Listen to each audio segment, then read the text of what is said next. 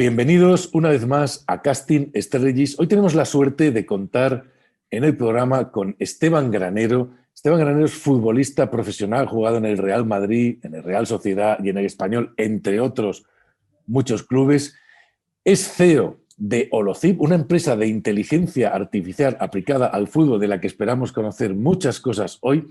Y además es escritor con nuestro gran amigo Luis García del libro Inversión y Deporte. ¿Se parece el mercado de fichajes a la bolsa? Bueno, el libro hay que decir que nos ha encantado y lo consideramos imprescindible si se pretende hacer un buen trabajo en la gestión de los ahorros, ya que repasa todos los principios que tiene que tener un buen inversor y además de una manera absolutamente novedosa desde un enfoque que todos lo podemos entender. Siempre se dice que en España hay 40 millones de entrenadores de fútbol y quizá con este libro pues, se puedan conseguir que haya 40 millones de buenos gestores en bolsa y eso sería muy bueno para todos, sobre todo para todos los bolsillos de los españoles. Hola Esteban, gracias por estar con nosotros, muchísimas gracias por estar aquí hoy con nosotros. Mira, en el mundo de la inversión, y esto es una cosa que a nosotros nos pasa y es la primera pregunta que te quiero hacer. Nosotros nos enfrentamos, o un gestor, Luis, o cualquier gestor que gestiona fondos de inversión, se enfrenta pues, a muchísima presión, ¿no? Pues estás invirtiendo el dinero de otros y muchísimas veces haces el trabajo bien hecho, pero los resultados no llegan como uno quiere, ¿no?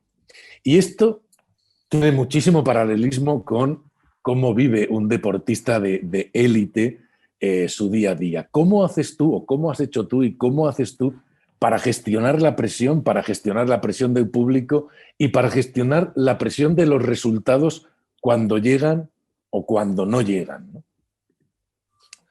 Vale, pues bueno, lo primero, encantado de estar hablando con vosotros y gracias por entrevistarme, es un placer.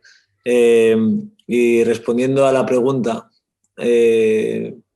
bueno, la presión cuando uno toma decisiones la tiene siempre, ¿no?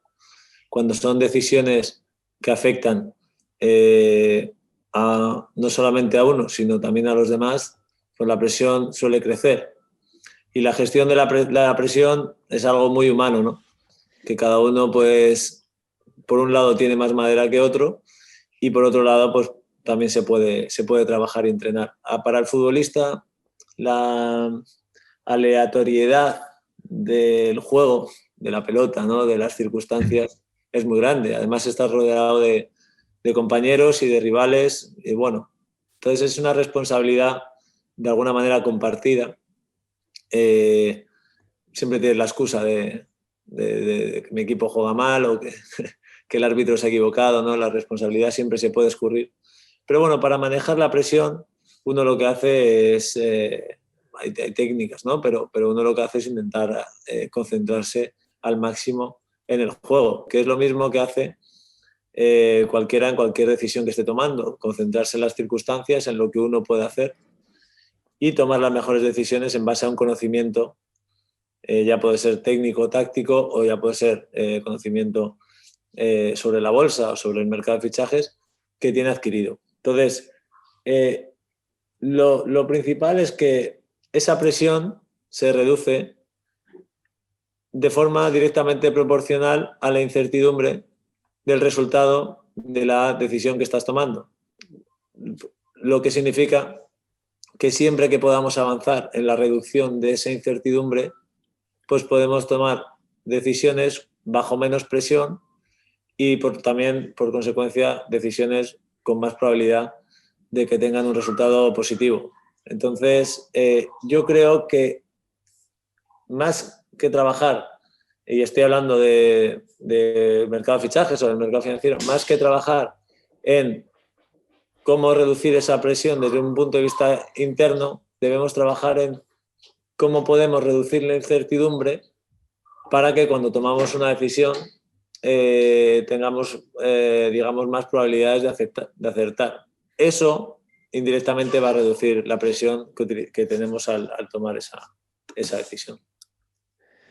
Hombre, es muy interesante, Esteban, porque esta idea de tratar de reducir la incertidumbre, de trabajar con datos, de trabajar en el mercado financiero, precisamente es algo a lo que te tratas de agarrar, ¿no? Sobre todo cuando las cosas no van bien, en los momentos en los que las cosas no van bien o no van como esperas, claro, necesitas basarte y acogerte al estudio hecho, al trabajo hecho, a todo lo que representan los datos que te permiten reducir la incertidumbre, ¿no?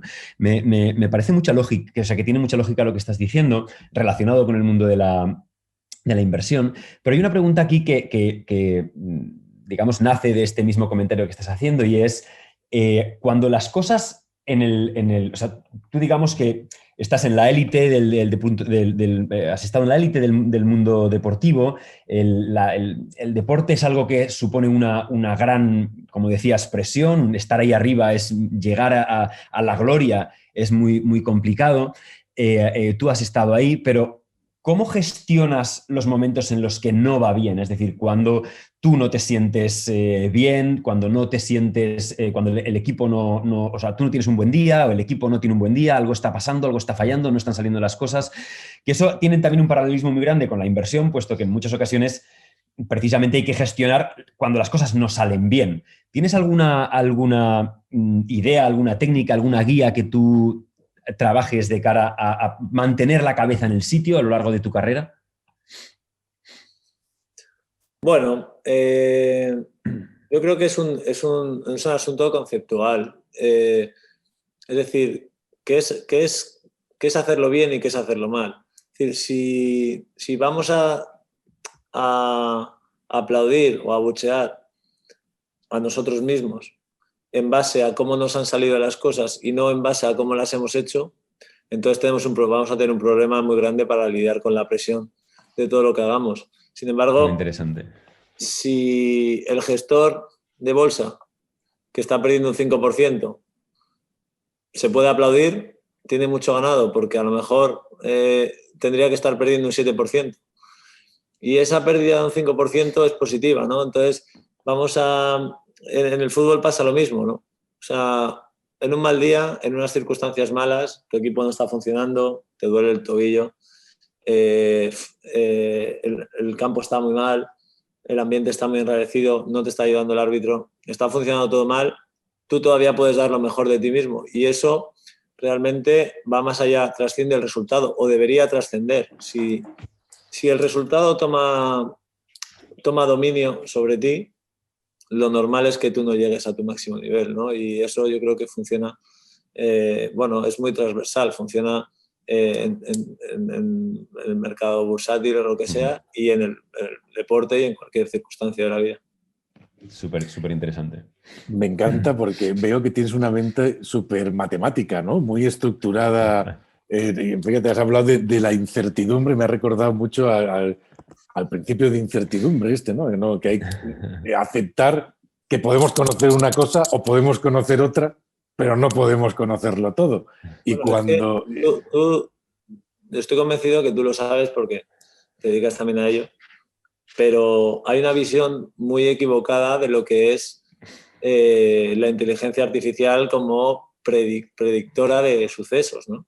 Es decir, la inteligencia artificial no es una bola de cristal que nos enseña lo que va a pasar, ¿no? Lo que hace es generar conocimiento de la misma manera que lo hacemos los humanos. Lo que pasa es que tiene unas capacidades mucho mayores en cuanto a memoria, en cuanto a velocidad, en cuanto a objetividad, que es casi lo más importante, ¿no? Es capaz de hacer el mismo proceso o el mismo método científico que utilizamos los humanos para generar conocimiento. Es decir, visualizar, interpretar, generar conocimiento y a partir de ese conocimiento intentar anticiparnos a cómo puede evolucionar eso que estamos viendo, ¿no? Eso es lo que hemos hecho desde que somos, desde que pasamos a ser humanos, ¿no? Mirando a las estrellas o mirando a la diversidad biológica o mirando a cualquier sitio. Y eso es lo que hace la inteligencia artificial hoy en día, pero con mucho más poder. ¿Qué es lo que consigue eso? Reducir la incertidumbre. Tomar decisiones con menos incertidumbre no significa tener una bola de cristal y saber lo que va a pasar. Significa que tu margen de error al tomar una decisión es mucho menor. Eso debería ser más que suficiente, ¿no? Pero sin embargo la gente en su diario tiene que o lo sabes todo o no sabes nada. Y ese es el gran problema, ¿no? de la introducción de este tipo de tecnologías, que sabiendo un 95% sabes más que sabiendo un 20%, aunque no sepas el 100%. Y eso es lo que por lo menos desde mi punto de vista es lo que más cuesta que la gente entienda. Bueno, que estás hablando de una cosa que a mí me parece importantísima, ¿no? Porque al final el arte de tomar decisiones es el arte de inferir a veces una decisión sobre 3 o 4 cosas, es decir, aceptando que no lo sabes todo. Aceptar que no lo sabes todo, que es imposible saberlo todo y que vas a tomar tus decisiones sobre una cantidad de conocimiento muy reducido, eso es el principio de cualquier decisión. Y la inteligencia artificial, sí, como tú dices, maneja muchos más datos, pero al final tampoco lo vas a ver todo. Fíjate, un amigo mío el otro día me decía que la inteligencia artificial era un cambio tan radical en el mundo como la máquina de vapor, ¿no? Y que además, como la máquina de vapor, se puede aplicar a cualquier cosa para aumentar la productividad, ¿no? Porque es como la máquina de vapor, se aplica a cualquier cosa, ¿no? ¿Cómo lo ves tú? Porque te he oído decir para ti como si fuera un lago, ¿no? Que puedes hacer muchas cosas en el lago. Me parece que es un poco la misma idea, ¿no? Sirve para muchas cosas y ya depende cómo lo apliques, es lo que le vas a sacar de rendimiento, ¿no? Bueno, exactamente, ¿no? Nosotros pensamos que se puede generar conocimiento hoy en día sobre cualquier circunstancia. Es decir, estamos en una... Tú lo has comparado con la máquina de vapor y o sea, nosotros hablamos de la nueva electricidad, ¿no? Es un catalizador tan poderoso que no solamente es capaz de tener la aplicación más evidente, sino de afectar sobre todos los procesos de toda la industria en general, ¿no? Entonces, sí, o sea, la inteligencia artificial se puede aplicar sobre cualquier circunstancia susceptible de ser traducida en información que pueda alimentar, digamos, un sistema. Esos datos, hoy en día, con la tecnología que está evolucionando en paralelo, que es la de la extracción del dato, pues tenemos una capacidad de generar datos prácticamente de cualquier cosa. Nosotros, por ejemplo, en deporte, extraemos datos de un partido de tenis que están poniendo por la televisión o en internet. Esa imagen se puede traducir en la posición de los tenistas y elabora 60 veces por segundo todo lo que está pasando durante un punto de tenis es susceptible de ser transformado en un fichero de datos. Y con esos datos es el alimento que nosotros utilizamos para entender el juego del tenis. Y una vez que entendemos el juego del tenis y de sus jugadores y tenemos un histórico suficientemente grande, podemos, en base a un nuevo partido que estemos viendo, intentar no es la palabra, pero intentar predecir con fiabilidad qué es lo próximo que va a suceder, ¿no? Y vuelvo a lo mismo de antes, es un proceso muy humano, ¿no? Ver para comprender, y una vez que comprendes, bueno, puedes saber lo que ha pasado antes, lo que va a pasar después. Nosotros ponemos el ejemplo de la astrología. La astrología, que es mirar a las estrellas, ha derivado en la astronomía, con un proceso muy largo, ¿no? Pero se ha generado un conocimiento sobre... O sea, lo primero que se hacía al mirar las estrellas era clasificarlas. Esta es la astrología, ¿no? Pues hacer las constelaciones, etcétera.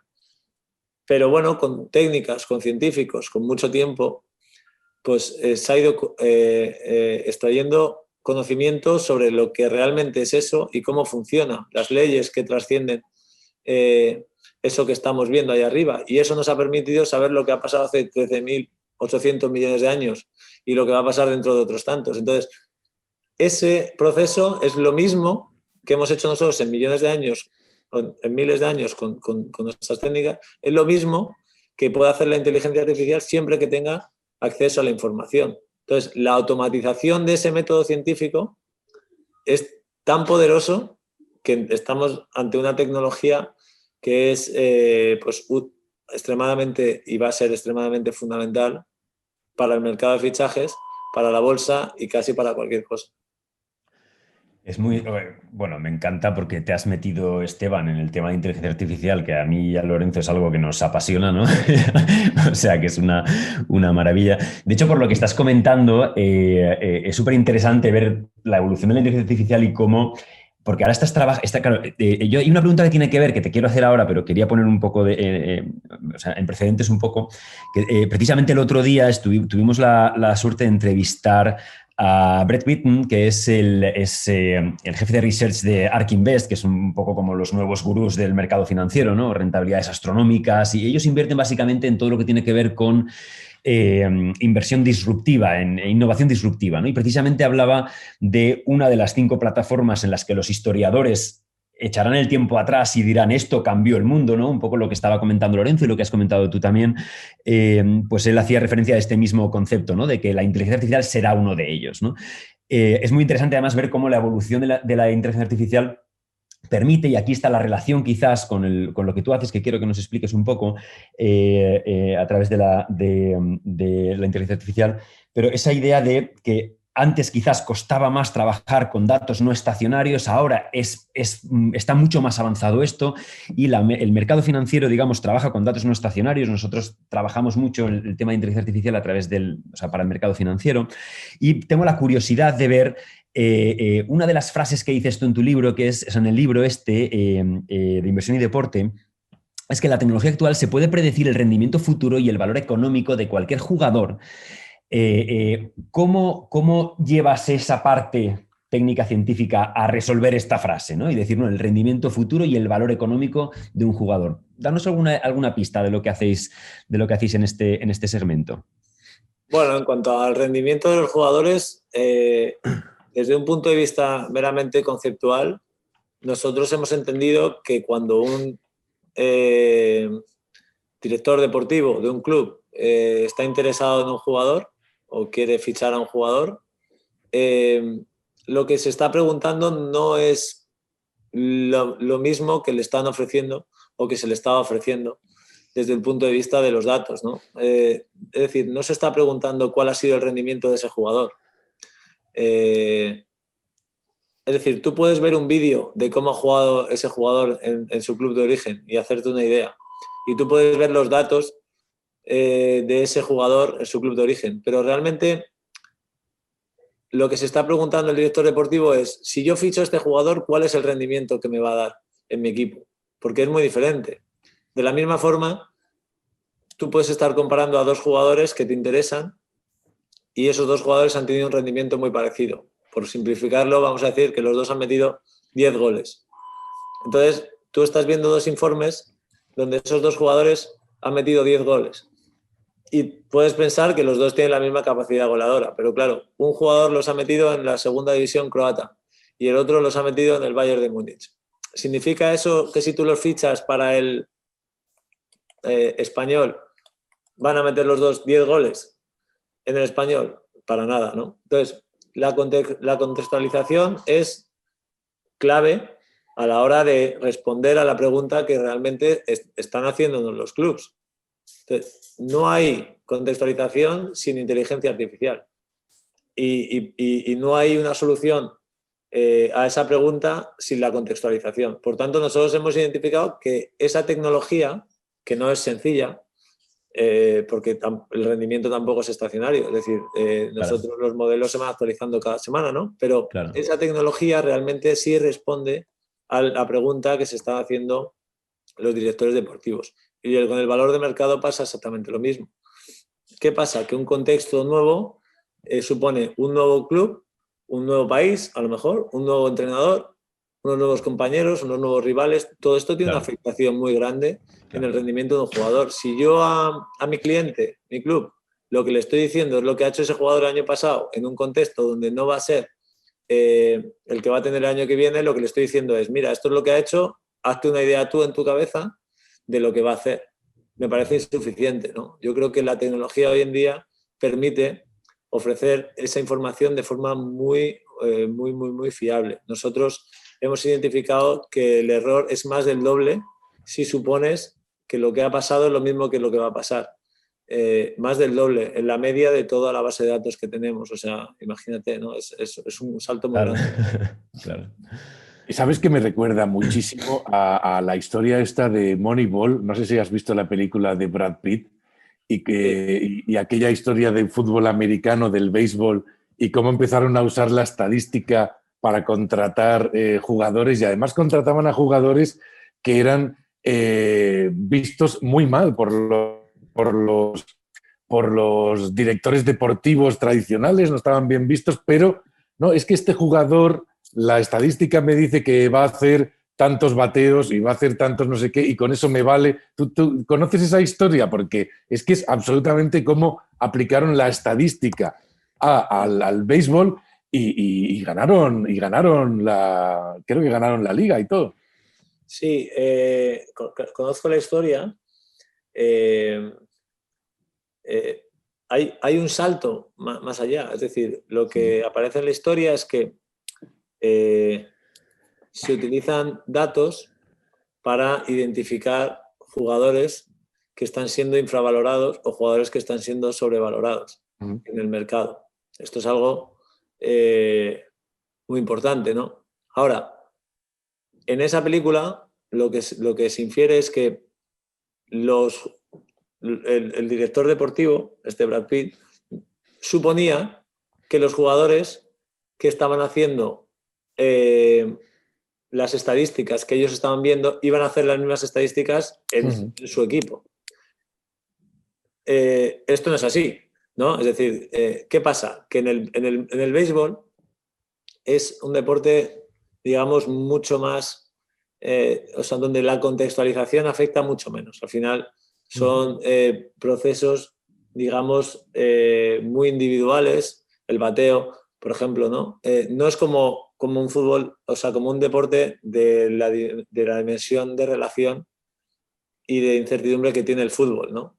En el fútbol, el equipo donde tú juegas marca absolutamente tu rendimiento, ¿no? En el béisbol, bueno, el número de bolas que bateas y que fallas, utilizando el lenguaje malo, no afecta tanto, ¿no?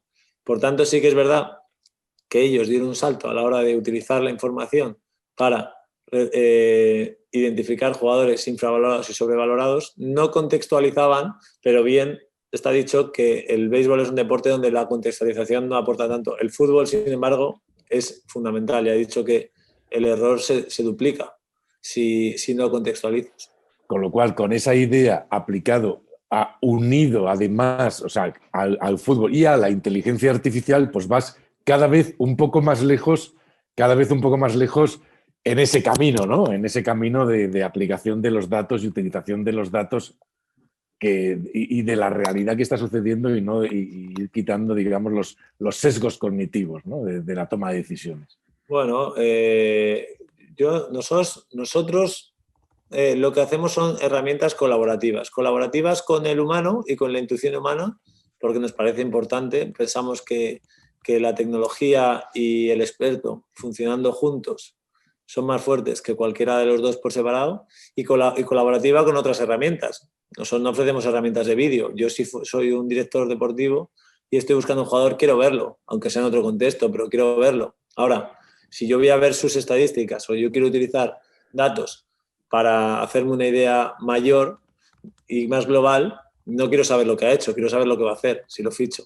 Entonces, nosotros ofrecemos herramientas colaborativas y pensamos que la base es lo que tenemos. A partir de ahí, por supuesto, vamos a ir construyendo más cosas, pero menos que esto es una falacia, que nosotros lo llamamos, ¿no? Es decir, ofrecer como datos futuros lo que ha pasado nos parece insuficiente.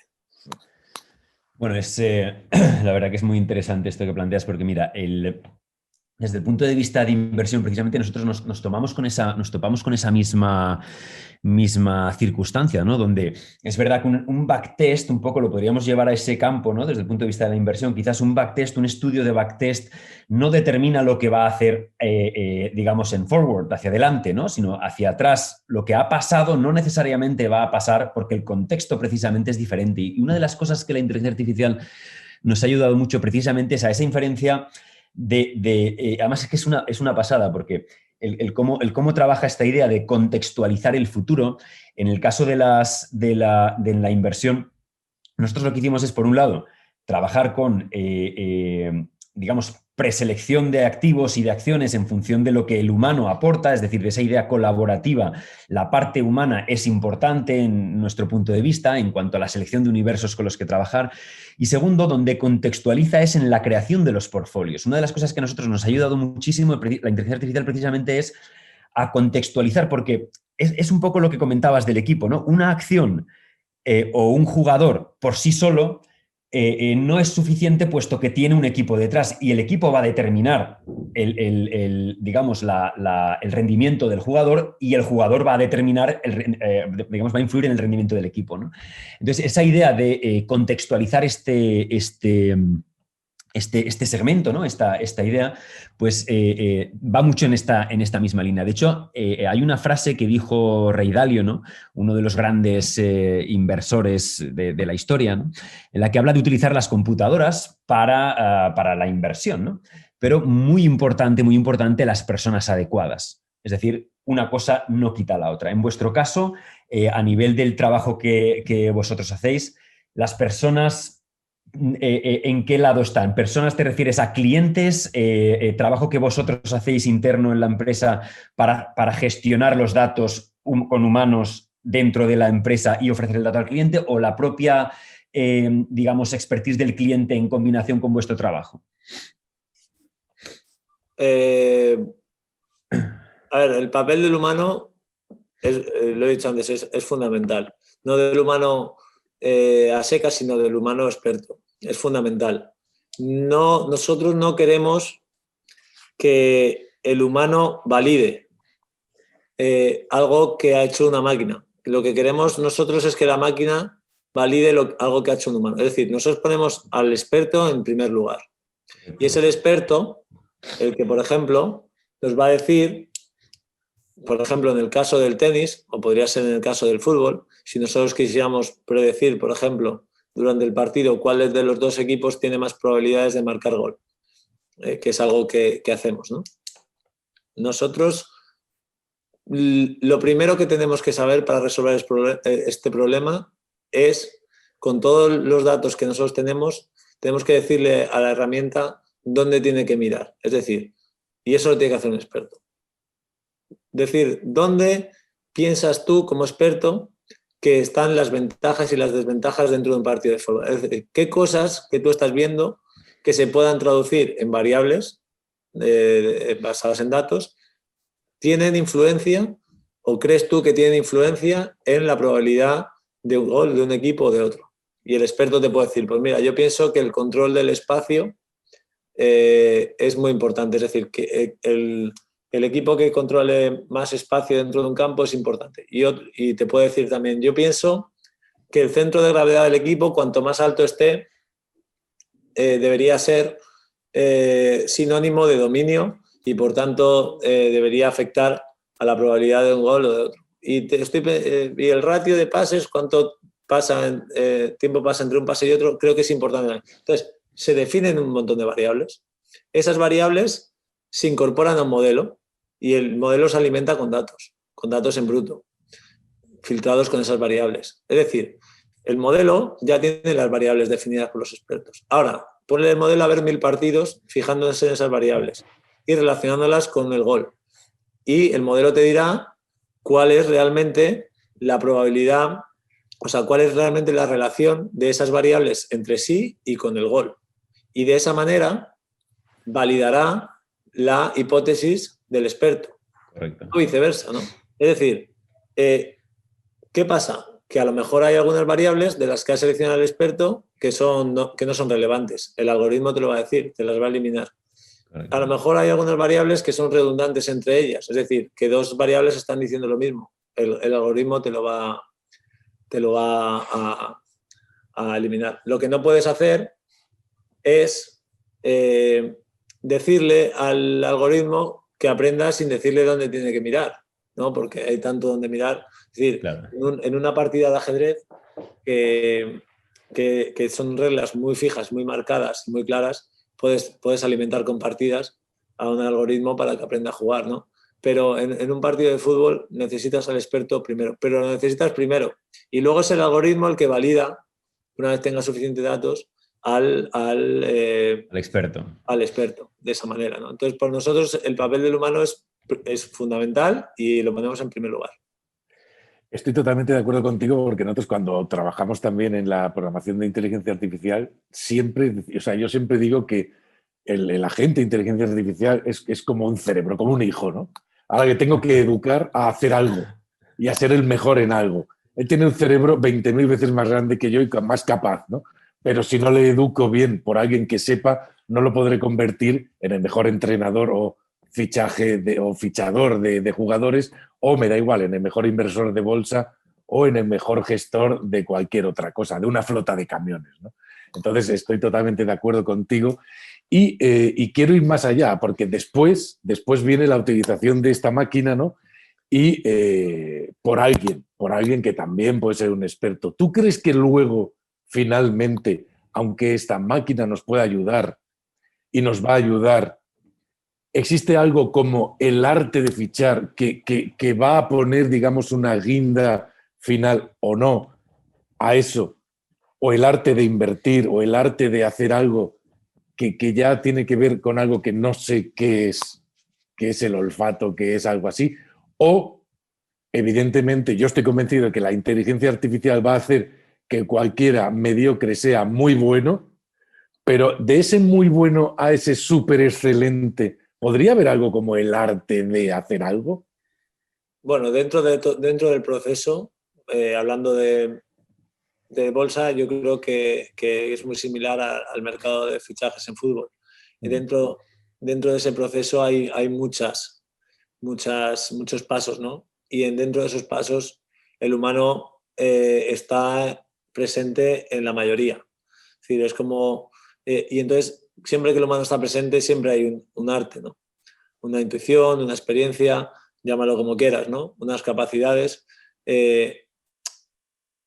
O sea, yo puedo ir con mi calculadora a un examen de matemáticas que si no se planteara el problema, pues no me va a servir de nada, ¿no? Uh-huh. Y si luego, quiero decir, el resultado que me da la calculadora no sé incorporarlo dentro del proceso del problema que se me plantea, pues puedo tener un resultado correcto, pero no le voy a dar buen uso, ¿no? Pues pasa exactamente lo mismo.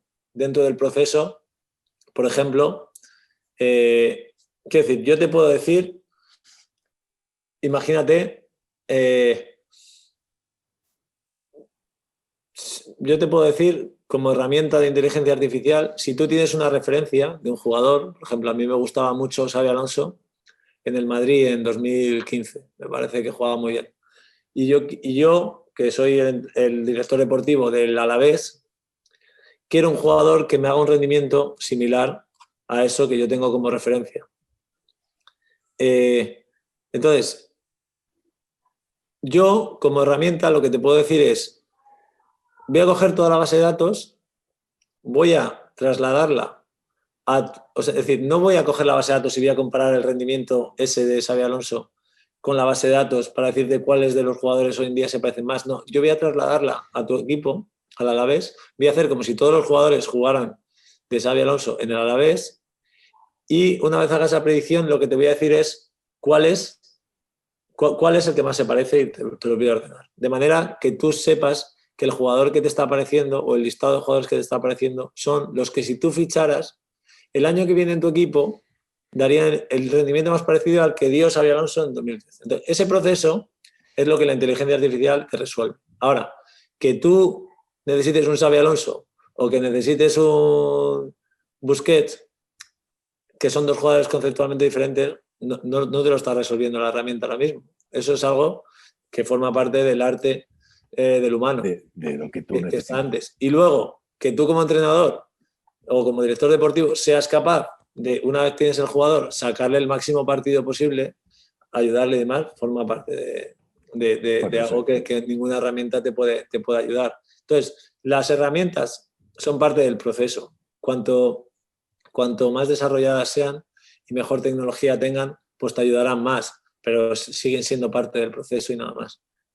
Me encantaba lo que has dicho, que es y al final contratas el jugador y bueno, y tienes que hacerle un buen coaching para que realmente rinda lo que necesita que rendir, ¿no? Y ese buen coaching es muy importante. Gracias, Esteban, muchísimas gracias por esta entrevista. La última pregunta que te voy a hacer no tiene nada que ver con la inteligencia artificial y es algo que quiero saber, y es qué hace un centrocampista creativo en el campo, porque yo no soy muy futbolero y me encantaría que me dijeras cuál es el trabajo de un centrocampista creativo dentro de un equipo.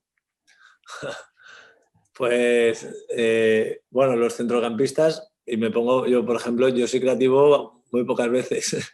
La mayoría de las veces tomo la decisión fácil, ¿no? Pero bueno, conceptualmente un centrocampista creativo lo que tiene es que buscar soluciones, digamos, que sorprendan al rival desde una posición como es la del centro del campo, que de alguna manera es muy clave, ¿no? A la hora de distribuir. Entonces, el centrocampista, dentro de los procesos, y cuando hablamos de creación, estamos hablando casi siempre de cuando tu equipo tiene la pelota, intervienen todos los procesos. Hay un proceso que es se llama salida de balón, es decir, tomar buenas decisiones para que la pelota pase de tu campo al campo rival, por llamarlo de alguna manera, simplificarlo al máximo, y después tomar las mejores decisiones para encontrar las ventajas de forma que pase el balón de tenerlo en campo rival a que pueda generarse una ocasión de gol. Eso es básicamente funcionar bien en esos dos procesos y tomar las buenas decisiones. Es decir, el arte de tomar buenas decisiones en esos dos procesos es lo que haría un buen centrocampista creativo, ¿no? Y conozco unos cuantos a los que siempre he admirado y probablemente sea lo más difícil del fútbol, aunque a lo que más valor se dé sea el gol. Aunque eso también se puede objetivar, aunque ya no Eso sería otra entrevista quizás, porque ahí puedes explayarte, ¿no?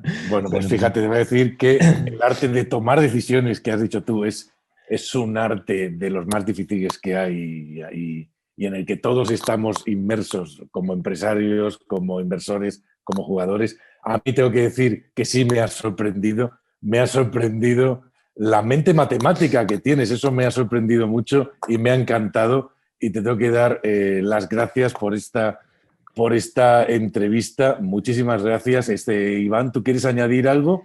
Bueno, yo quería añadir que efectivamente me ha encantado la entrevista. Además, los palos que has tocado súper interesantes, tanto en el mundo de la inversión como en el mundo de la inteligencia artificial, como en el mundo del deporte, lo cual lo has juntado todo, pues como hicisteis en el libro, lo cual muchas gracias. Y luego tengo que decir una cosa que si no, mis hijos me van a matar, y es que tenía muchas ganas de saludarte. Me decían, oye, yo quiero salir con el vídeo, porque además uno de ellos, que tiene 10 años, enseguida me dijo, Esteban Granero del Madrid, no sé cuántos están, empezó a decir, y yo tampoco soy muy futbolero. Por tanto, nada, un saludo de parte de Martí y de Banian para ti con todo el cariño de ellos. Bueno, pues cuando nació Martí, es el chico de 10 años, ¿no? Sí, exacto. Pues cuando nació, o sea, antes de nacer él, yo ya estaba jugando en el Madrid así. Por eso. Pero es que es un fiera en todo eso. Hace muchos años. Bueno, nada, simplemente por mi parte agradeceros la llamada, encantado de estar con vosotros, animar a todo el mundo a que compre el libro de Luis, que además es por una buena causa y yo creo que es interesante, no ya por mi participación, que es muy pequeña, sino porque toda la gente que ha escrito es gente interesantísima. Vamos, yo he disfrutado muchísimo y he aprendido un montón de cosas y además es por una buena causa, así que animar a la gente a que le eche un vistazo.